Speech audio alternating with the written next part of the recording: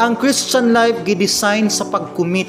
Ma-enjoy nimo ang full benefit, ang beauty, ang view sa usa ka tinuod nga follower ni Christ kung imo gyung i-commit og tinud-on ang kinabuhing Kristohanon. Hangtod nga dili nimo tinud-on ang imong Kristohanong kinabuhi, wa gi something interesting nga makita nimo sa imuhang kinabuhi. Dili powerless ang Ginoo nga dili sa kaskihatag og something changes, something interesting sa imong Christian life. Kaya kung si Christ na sa atong kinabuhi, nagi manifestation, doon nagi ebidensya nga naagid sa nagpuyo sa imuhang kinabuhi. Now, unsa may mga reason nga nung dili ta mo commit good sa Ginoo?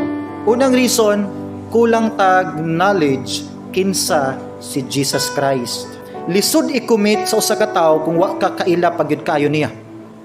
Lisod mo tuo, musalig sa usa ka tawo kung wa pa kay idea kinsa dining tawhana. Nganong nagpasaad-saad man ninako.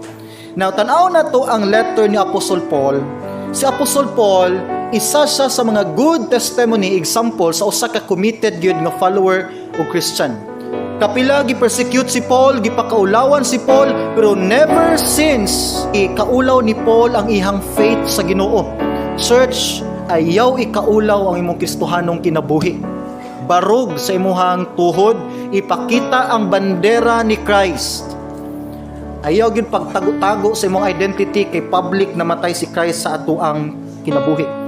Ingon dinhi, for I know whom I have believed. Ingon ni Paul, kay balo ko kinsay akong gituohan.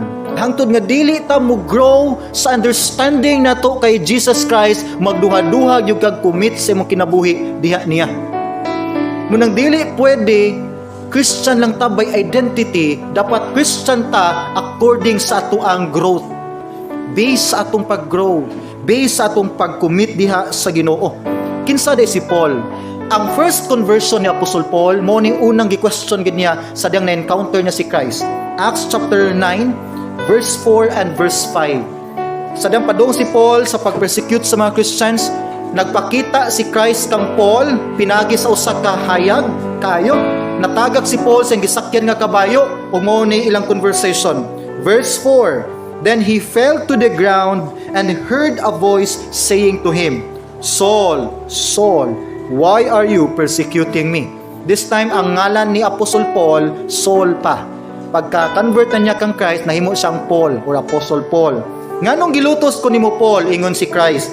Verse 5, and he said, who are you, Lord? Kinsa day ka Ginoo? Sa diyang nakilahan nagmaayo ni Paul, kinsa day si Jesus Christ, wala say duha-duha nga mikumit sa iyang kinabuhi diha sa Ginoo. Daghan sa mga Christians ang wala pagi idea kaayo kinsa si Christ. Ang atong nailhan nang siguro gilansang sa cross 2,000 years ago, gilubong, nabanhaw. Mura man kanay requirement sa salvation, Pastor Jan. Diha lang pud kutaman. Church, kinahanglan ka mo grow. Dapat mutubo ka sa kaalam. Si Apostol Peter, isa sa mga martyr ni Christ.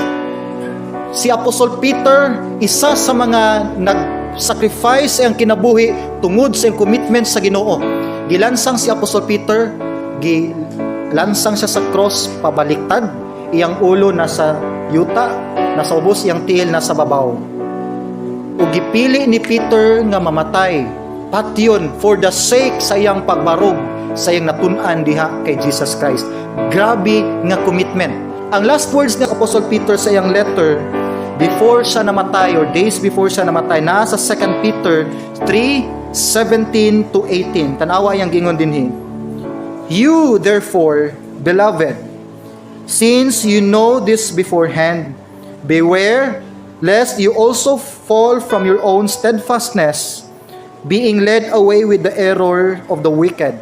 Ingon ni Apostle Peter, pagbantay mo nga dili mo mawala sa inyong commitment. Basin niya, madala mo sa di mao nga pagtudlo sa dautan. Pagbantay mo nga di mo lubad ang inyong commitment diha sa Ginoo. Verse 18, but grow in the grace and knowledge of our Lord and Savior, Jesus Christ. Again, ang sikreto ni Peter nga nung grabe siya ka-committed sa Ginoo, nitubo siya sa kaalam diha kay Christ. Moingon siya, grow in grace and in the knowledge of our Lord and Savior, Jesus Christ.